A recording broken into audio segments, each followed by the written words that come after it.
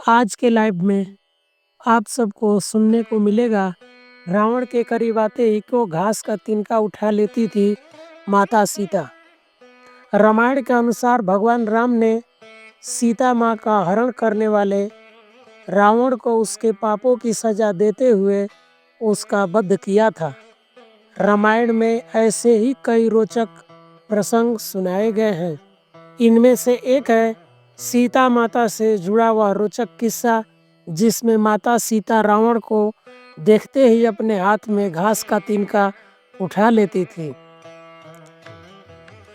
रावण जब सीता जी का हरण करके लंका ले गया, तब माता सीता अशोक वाटिका में वट वृक्ष के नीचे बैठकर केवल प्रभु श्री राम का स्मरण और चिंतन करती रहती थी। रावण बार बार आकर सीता जी को धमकाता था, लेकिन वह कुछ नहीं बोलती थी। यहाँ तक कि रावण ने श्री राम के भेष में आकर माता सीता को भ्रमित करने की कोशिश की, लेकिन फिर भी सफल नहीं हुआ। रावण थक हार कर जब अपने शयन कक्ष में पहुंचा तो मंदोदरी, जो यह सब पहले से जानती थी, बोली, आपने तो राम का वेश भी धरा था, फिर क्या हुआ? रावण बोला, जब मैं राम का रूप लेकर सीता के समक्ष गया तो सीता मुझे नजर ही नहीं आ रही थी। रावण अपनी समस्त ताकत लगा चुका था, लेकिन जगत जननी माँ को आज तक कोई नहीं समझ सका, फिर रावण भी कैसे समझ पाता। लेकिन लंकापति रावण भी कहाँ हार मानने वाला था। उसने फिर से माता सीता के करीब आने का प्रयास किया। वह सीता माँ से आकर बोला, मैं तुमसे सीधे संवाद करता हूँ, लेकिन तुम कैसी नारी हो कि मेरे आते ही घास का तिनका उठाकर उसे ही घूर घूर कर देखने लगती हो। क्या घास का तिनका तुम्हें राम से भी ज्यादा प्यारा है? रावण के इस प्रश्न को सुनकर माता सीता बिल्कुल चुप हो गई और उनकी आंखों से आंसुओं की धार बह पड़ी। शायद वह मन ही मन उन खूबसूरत पलों के बारे में सोच रही होंगी जब श्री राम से विवाह करके अयोध्या आई थी और नई नवेली दुल्हन के रूप में आदर सत्कार हुआ था।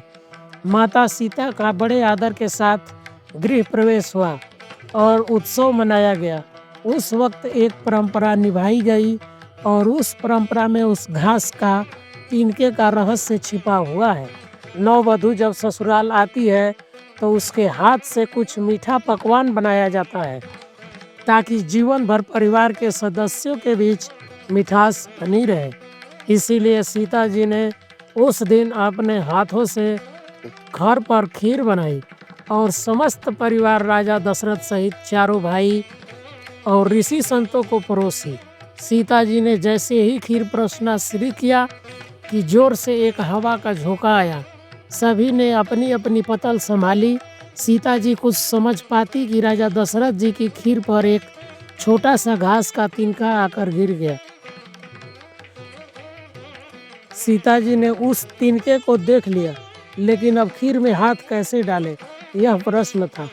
तब सीता जी ने दूर से ही उस तिनके को घूर कर जो देखा तो वो तिनका जलकर राख हो गया, एक छोटा सा बिंदु बनकर रह गया। सीता जी ने मन ही मन सोचा कि अच्छा हुआ किसी ने नहीं देखा।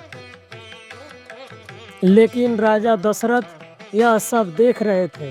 फिर भी दशरथ जी चुप रहे और अपने कक्ष में चले गए और वहाँ सीता जी को बुलवाया। फिर राजा दशरथ बोले, मैंने आज भोजन के समय आपके चमत्कार को देख लिया था। आप साक्षात जगत जननी का दूसरा रूप है। लेकिन एक बात आप मेरी जरूर याद रखना, आपने जिस नज़र से आज उस तिनके को देखा था, उस नज़र से आप अपने शत्रु को भी मत देखना। इसलिए सीता जी के सामने जब भी रावण आता था तो वो उस घास के तिनके को उठाकर राजा दशरथ जी की बात याद कर लेती थी। सीता जी चाहती तो रावण को अपनी एक नज़र से ही भस्म कर सकती थी, लेकिन राजा दशरथ जी को दिए वचन की वजह से वो शांत रही। बोलिए जय श्री राम, जय जय श्री राम।